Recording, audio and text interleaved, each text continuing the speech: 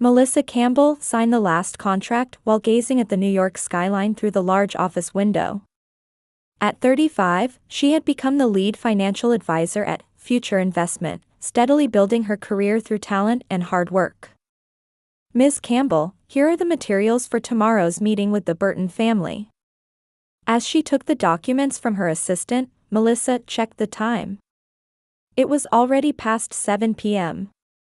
Her husband David had sent a message saying, "I'll be late again today," but she didn't mind. Although both worked in finance, David's income was about half of his wife's. Working as an investment advisor at Citibank International, he didn't have the same client list or track record as Melissa. "Thank you. Let's call it a day." When Melissa said this, her assistant's face showed relief. Her subordinates respected her work ethic but sometimes felt overwhelmed by her perfectionism. After leaving the office and returning to her luxury apartment, Melissa sank deep into the living room sofa. Her eyes fell on the family photos adorning the wall. In the center were her parents, George and Martha, who had just retired last year after working as teachers for over 40 years. Next to them stood her sister Laura, holding her 6-year-old daughter Emma. And then Melissa and David. "The perfect family portrait," she murmured.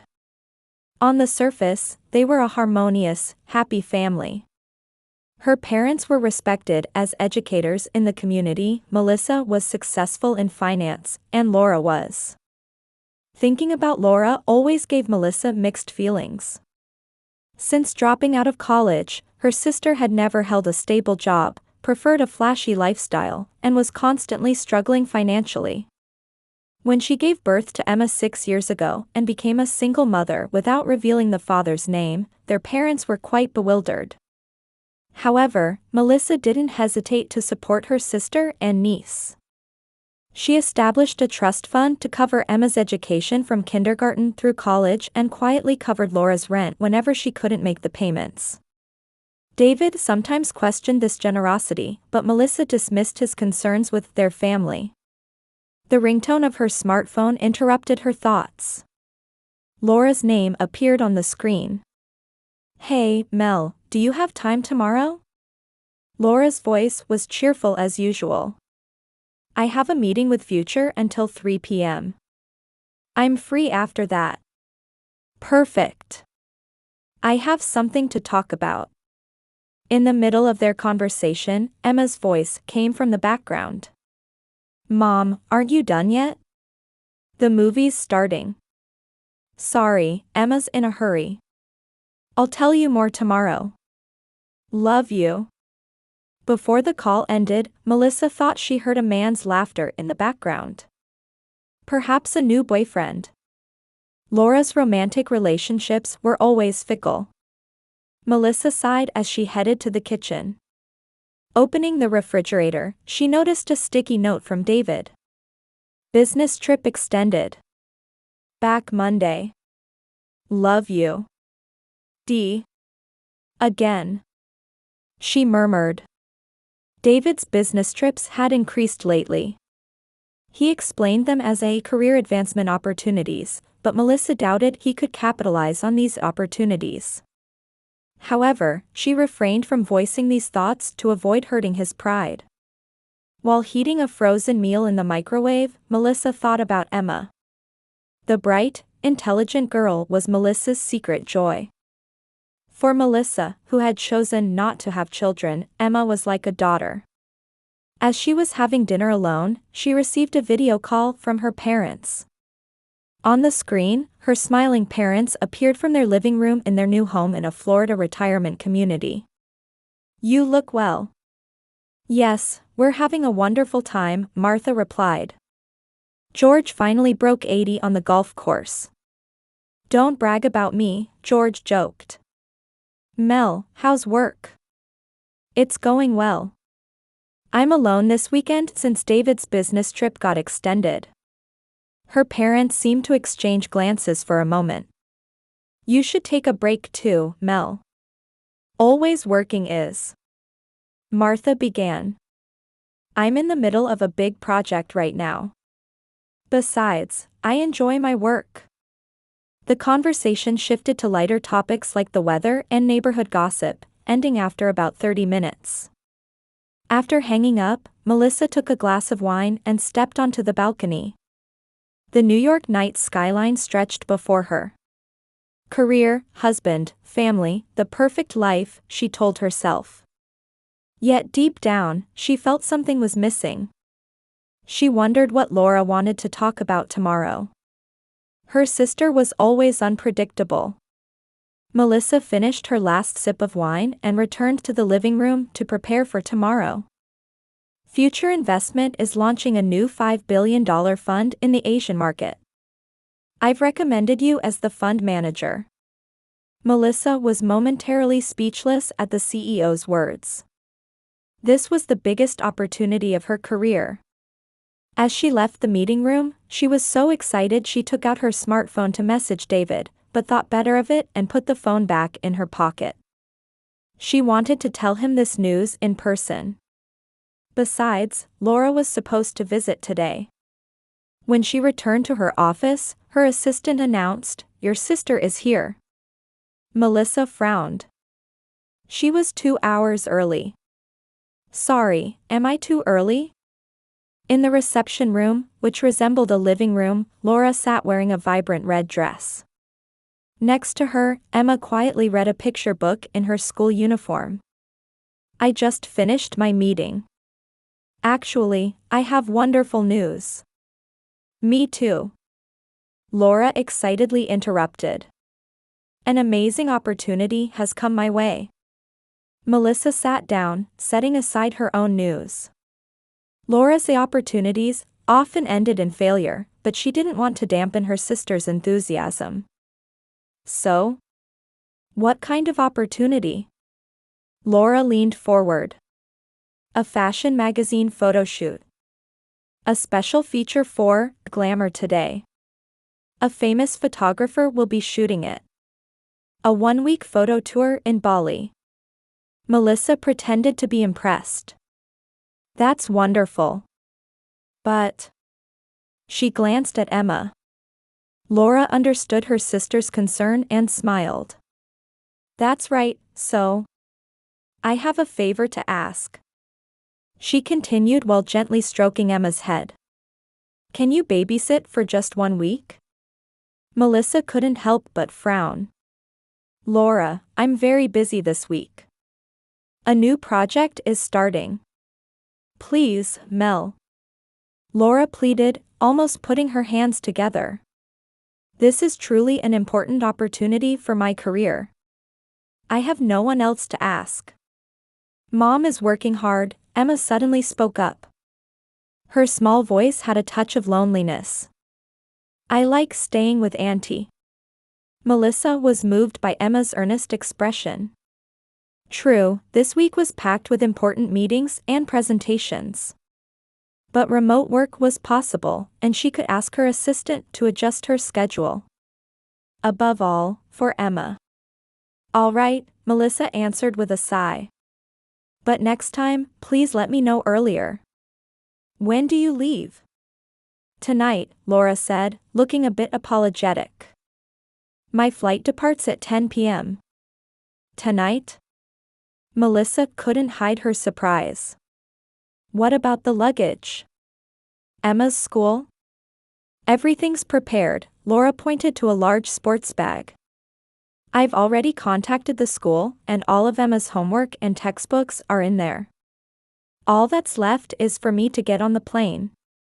Melissa felt a momentary unease about how she had already arranged everything. But before she could voice any more questions, Emma took her hand. The child's innocent smile dissolved Melissa's concerns. "Let's have a fun week together." Laura quickly stood up, kissed Emma. "Mommy will be back soon. Be a good girl and listen to your aunt." "Good luck with your work, Mom." Emma hugged her mother tightly. Laura turned to Melissa, expressed her gratitude, and hurriedly left the office. "Emma, how about pancakes for breakfast?" Melissa called out the next morning as she measured flour in the kitchen. It had been a late night, but after watching movies with her niece and tucking her into the guest bedroom, she had completed some work remotely. Emma was quietly drawing something at the dining table. "Auntie," she called in a small voice. There was something heavy in her tone, different from yesterday. "What is it?" Melissa stopped what she was doing and turned toward Emma. Emma continued speaking without looking up, still staring at the picture she was drawing with colored pencils. "Mom lied." Melissa frowned and sat next to Emma. "What do you mean?" Emma looked up at Melissa with tearful eyes. "Mom went with Grandpa and Grandma, and your papa." Melissa's mind couldn't immediately grasp what the words meant. "My papa, you mean David?" Emma nodded slightly. "I heard Mom talking on the phone. She said, it's like a family trip with David, my parents, and us." Just without Melissa. Something froze inside Melissa. "Emma, is that true?" "When did you hear this?" "The night before last. Mom was talking on the phone, and I was pretending to sleep in bed." Emma's voice trembled. "I was scared because Mom was lying." Melissa stood up and leaned against the wall.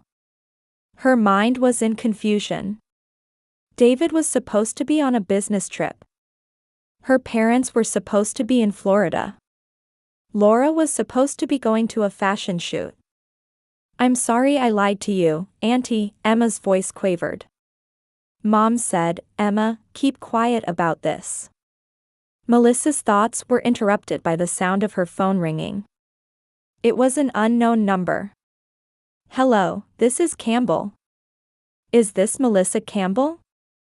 "This is New York Central Hospital." Though the voice was quiet, it thundered in Melissa's ears. "Your sister Laura Taylor, your parents George and Martha Taylor, and your husband David Campbell have been in a car accident. They are all currently unconscious and have been taken to the intensive care unit." Melissa's hand trembled, almost dropping the phone. Emma was looking up at her with a worried expression. "An accident? When, where?" "Around 11 p.m. last night, a car went off a cliff on a mountain road. A local resident discovered them and called an ambulance. They are all in critical condition." After hanging up, Melissa stood dazed for a while. She came back to her senses when she felt Emma's hand holding hers. "Auntie, what happened?" Melissa embraced Emma's small shoulders and explained as calmly as possible. "Mom, Grandpa, Grandma, and Uncle David have been in an accident. They're in the hospital now." Fear spread across Emma's eyes. "Is Mom going to die?" "No, she'll be fine," Melissa answered, reassuring herself as well. "I'm going to the hospital now. Do you want to come with me? Or should my friend Sarah look after you?" "I'll come with you," Emma showed strong determination. Melissa quickly called her assistant, explained the emergency, and requested schedule adjustments. Then she called a taxi and headed to New York Central Hospital. In the taxi, Melissa's mind was in turmoil. Why were they all in the same car? Why had they lied to her? Why was only Emma excluded from this family trip? And why was she herself excluded? Emma's small hand held hers. That warmth foreboded the coldness of the reality she was about to face. At the hospital, she received detailed explanations from the doctor. All four had suffered multiple fractures and internal injuries. David's condition was particularly serious, requiring emergency surgery for head trauma. "These are your family's belongings," a nurse handed over 4 plastic bags. The police recovered them from the accident scene. Melissa mechanically took the bags. David's suitcase, wallet, and his smartphone. The screen was cracked, but it powered on. When she entered the passcode, the first thing displayed was a message exchange with a shocked Taylor. "My God." Melissa's hand trembled. There were details of secret meetings between David and Laura, hotel reservations, intimate photos of the two of them, and a message from Laura saying, "Looking forward to the trip. Parents are excited too. Keep it a secret from Melissa." Melissa's vision blurred. Sitting in the hospital corridor, she continued scrolling through David's smartphone with shaking hands. There was a family she didn't know. In the cold hospital waiting room, Melissa had no more tears left. Amid the conflicting emotions of shock and anger, she focused only on confirming the facts. Emma was spending time in the pediatric playroom at a nurse's suggestion. For Melissa, this was a relief. She didn't want to break down emotionally in front of her niece. She picked up David's smartphone again. Recovering from the initial shock, she began a more detailed investigation. The photo folder contained organized albums labeled work, family, personal, and others. Tapping on personal, she found dozens of intimate photos of David with Laura, beach dates, hotel rooms, restaurant dinners. Checking the dates, the oldest photo was from 6 years ago. 6 years. Melissa murmured. Right around when Emma was born. An ominous feeling constricted her chest. Next, she checked his emails. Among the work emails, she discovered a folder called Private. Inside were several emails with the subject Education Fund, sent from her own email address. What is this? When she opened them, she found details of transactions she didn't recognize. Significant amounts were being transferred monthly from an account in her name to another account. The recipient was named Emma Campbell Education Trust. Emma Campbell. Her mind was confused. Emma's surname should be Taylor. She investigated the emails further.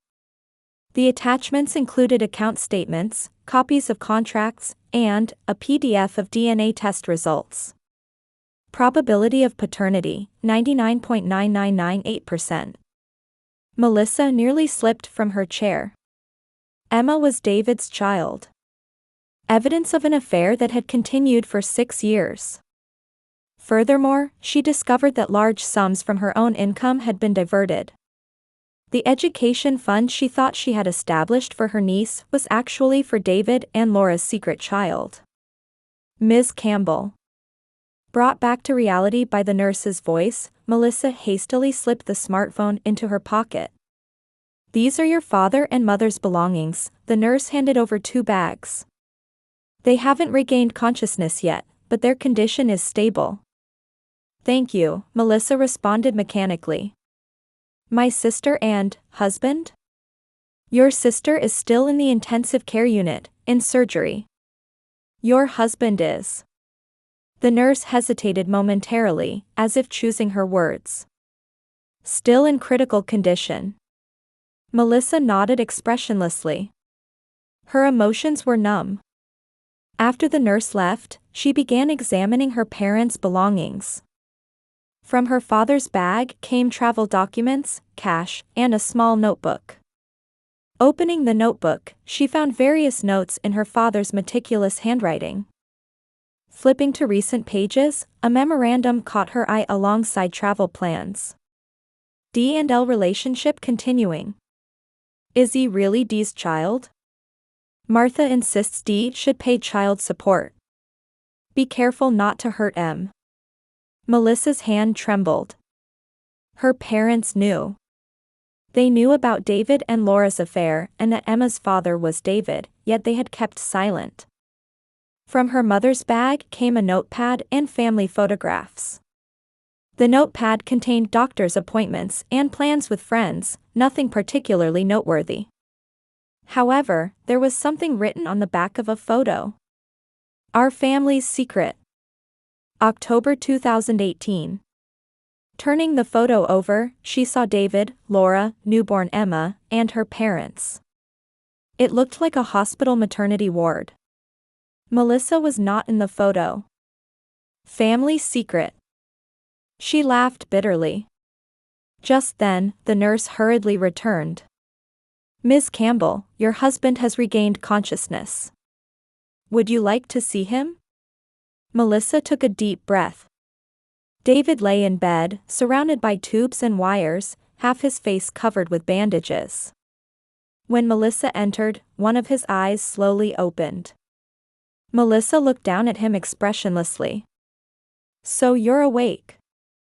David tried to say something but couldn't produce a sound. Instead, he slightly moved his hand, seeking hers. Melissa stepped back. I'd like an explanation, she said calmly. Why did you lie about a business trip and go on vacation with my sister and parents? Fear flashed in David's eyes. The accident, everyone is safe? They're all alive. You're in the worst condition, Melissa answered matter-of-factly. Answer my question. He closed his eyes and exhaled painfully. I'm sorry, should have told you. For 6 years? Melissa took out the phone from her pocket. I've seen your phone. The photos, the emails, everything. She held up the phone within his line of sight. Emma is your child. The blood drained from David's face.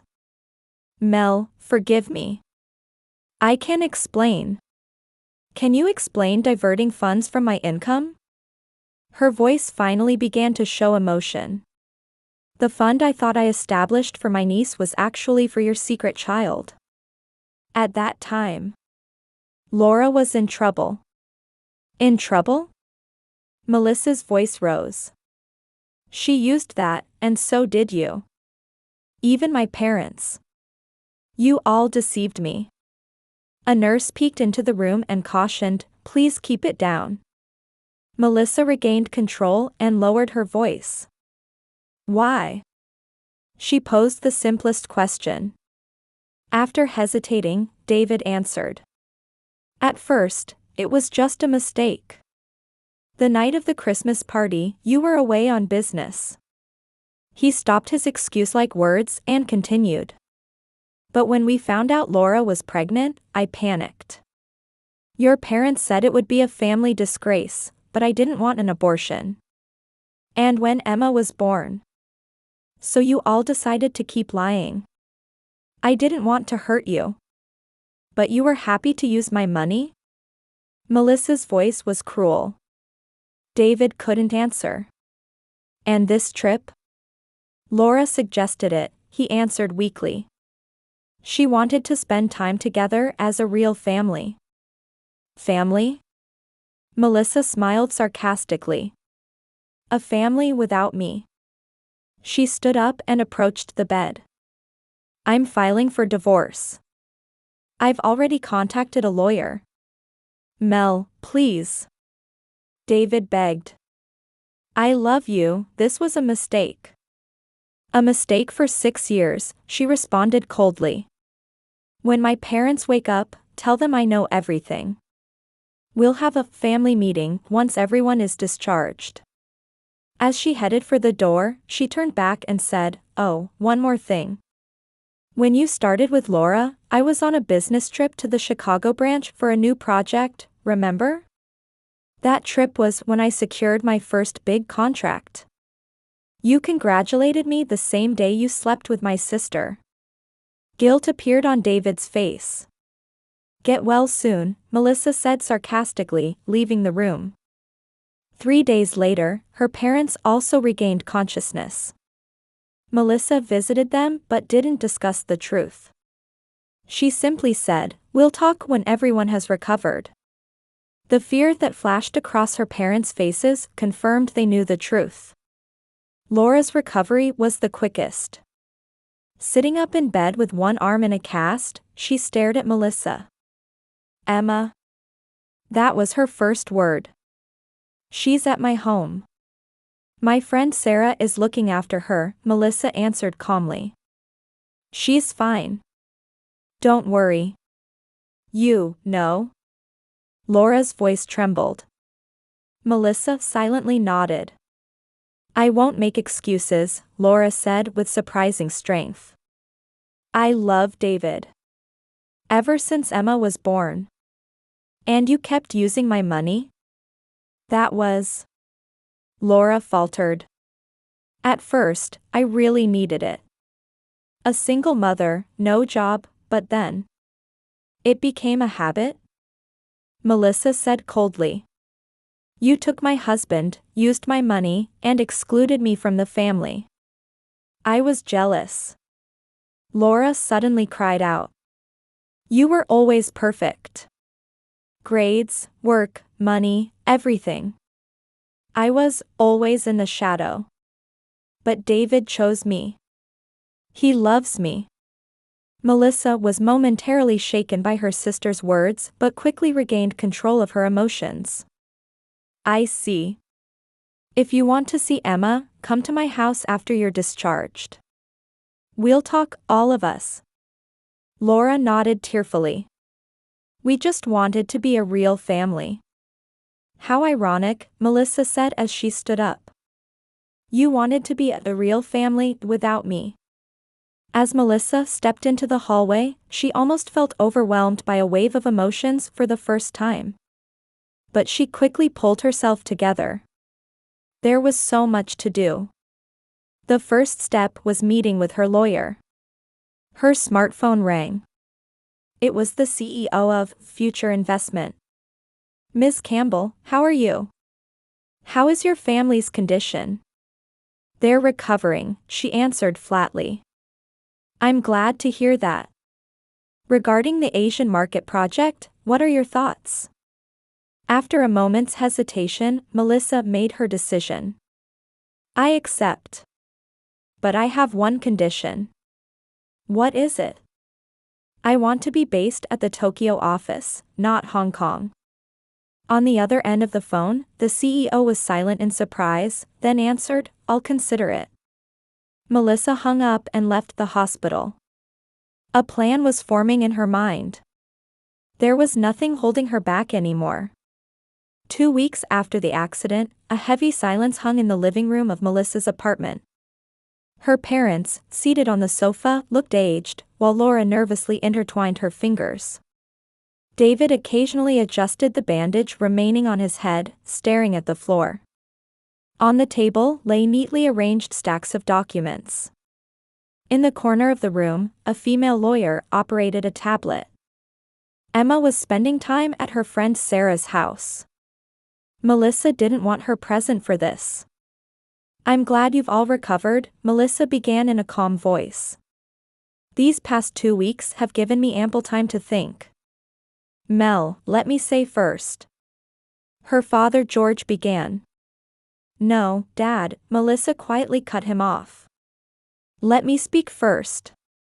She picked up one of the documents from the table. These are email records recovered from David's phone. They contain evidence of his relationship with Laura for the past 6 years, and proof that Emma is David's child. She picked up the next document.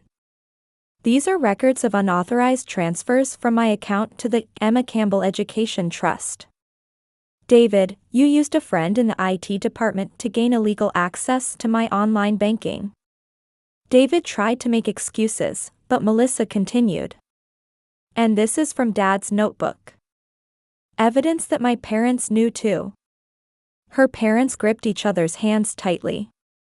I only want to know one thing. Melissa sat down deeply in her chair and looked each of the 4 in the eyes in turn. Why did you exclude me? After a silence, her mother Martha answered in a trembling voice. We didn't want to hurt you. Didn't want to hurt me? Anger mixed into Melissa's voice for the first time. After lying for 6 years? At first, it was a mistake, George said. When we learned that David and Laura had a relationship, we were furious. But when Laura became pregnant, we couldn't force an abortion. Because it would be a family disgrace? Melissa said sarcastically. Yes, Martha admitted frankly. We were respected as teachers in the community. For one daughter to have a child with the other's husband, we couldn't bear such a scandal. So you kept me in the dark? We wanted to protect your career too, George said in an excuse-like voice. Back then, you had just been promoted. If you were concerned about my career, why use my money? Melissa regained her composure and asked. Here David spoke for the first time. That was my responsibility. Laura was struggling financially. Emma was innocent. I was a coward, Laura suddenly interrupted.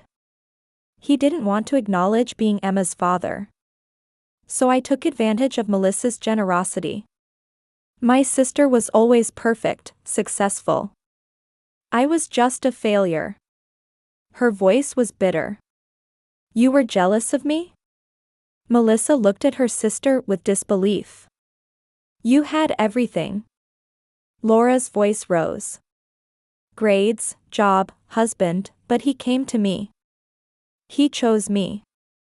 But not his wallet. Melissa's voice was ice cold. Silence fell over the room again. That's enough, Melissa finally stood up. I'll tell you my decision. She signaled to the lawyer, who distributed documents to the four. This is the divorce agreement, David, Melissa explained matter-of-factly. It outlines the conditions for alimony and asset division. Sign it, and we can avoid court. David's hands trembled as he looked through the document. This is too harsh. Adultery, embezzlement, fraud, if it goes to court, it will be even harsher. Mom, Dad, Melissa turned to her parents. This is a consent to relinquish inheritance rights. I am no longer your daughter. Her parents stared at the documents with aghast expressions. And Laura, Melissa finally looked at her sister. This is the arrangement regarding Emma. I am stopping all financial support. You and David take responsibility for raising her. Laura paled. But I don't have a stable income. That's your problem, Melissa responded coldly. Please reconsider, Martha pleaded.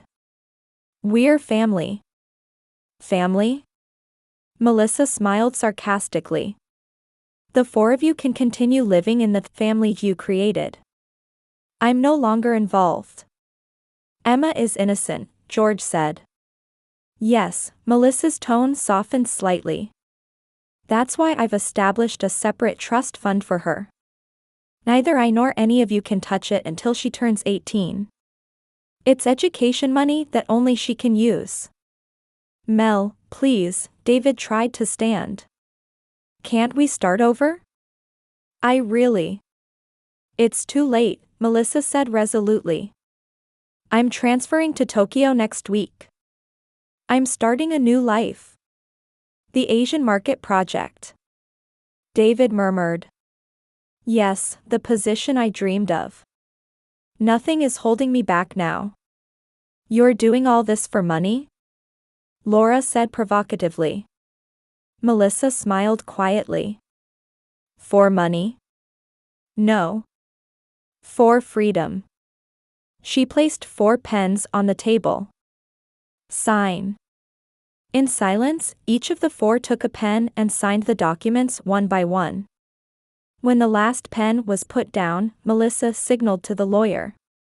It's over, she looked around the room. Please leave my home. As the 4 headed for the door with heavy steps, Melissa stood by the window, gazing at the Tokyo skyline. A strange sense of liberation spread through her heart.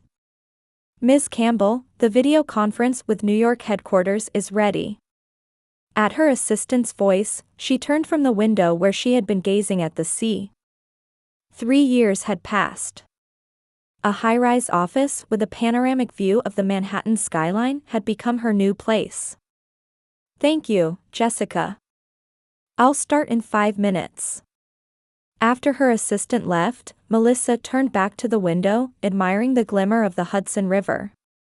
As vice president for the Asia-Pacific region at Future Investment, her career was flourishing.